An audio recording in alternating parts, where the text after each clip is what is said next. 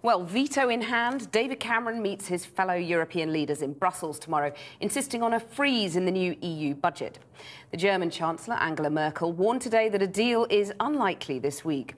And indeed, there are signs that Europe's most powerful politician is losing patience with the Prime Minister's Eurosceptic demands. Our political editor, Gary Gibbon, has been to Angela Merkel's hometown, even speaking to her old maths teacher, as it happens, to find out what makes the famously undemonstrative politician tick and how she might react to a Cameron handbagging.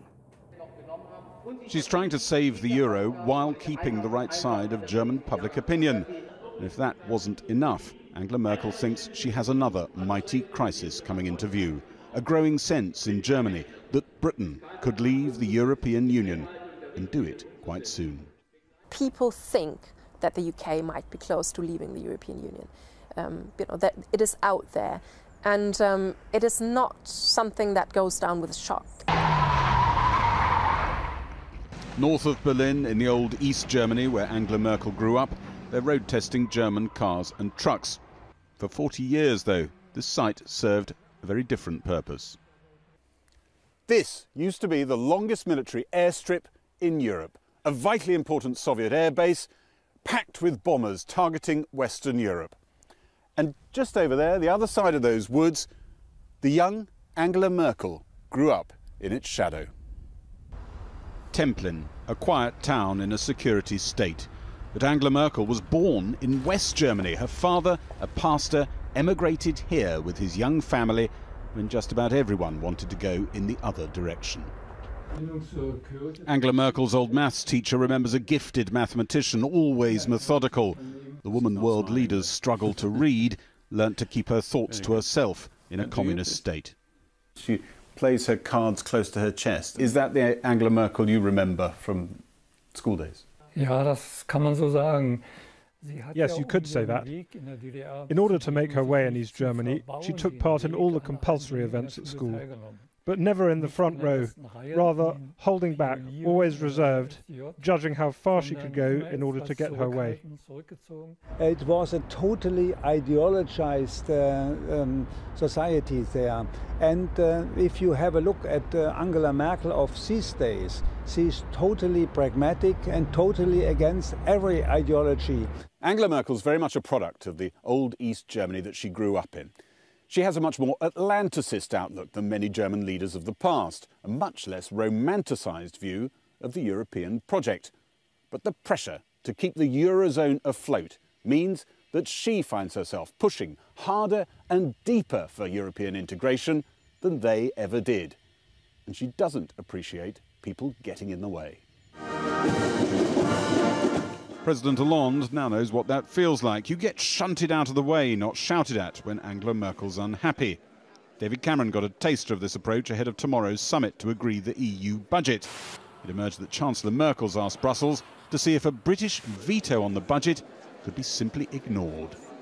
Do you think we could expect more little moments like that? Europe under Chancellor Merkel's leadership trying to find ways of getting things done without Britain? Merkel wants to get things done. That's her way of being pragmatic. We need to get things done. We don't have time to discuss, what might be another way of integrating the United Kingdom. If there is no constructive engagement on the side of London, there is limited patience here. Britain is always very individualistic, massively self-interested. It's not necessarily a bad thing. But if you only ever act like that, without thinking of the whole project, people get quite angry. I will ask the inhabitants of this wonderful island that you can be very happy, but you won't be happy if you're alone in this world. Angela Merkel at the European Parliament 2 weeks ago warning the British people not to slide to the exit.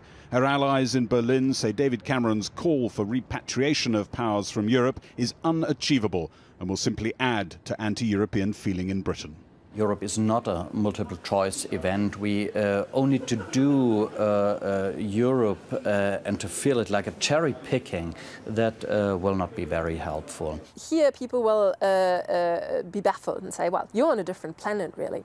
It's not on the cards. I don't think this government would be open for negotiating a sort of deluxe free trade area with the United Kingdom. I don't think so. Angela Merkel is the politician who came in from the cold East and then mastered democratic politics in a unified Germany. Angela Merkel's critics accuse her of being relentlessly tactical, not visionary about Europe, always thinking of where German public opinion is.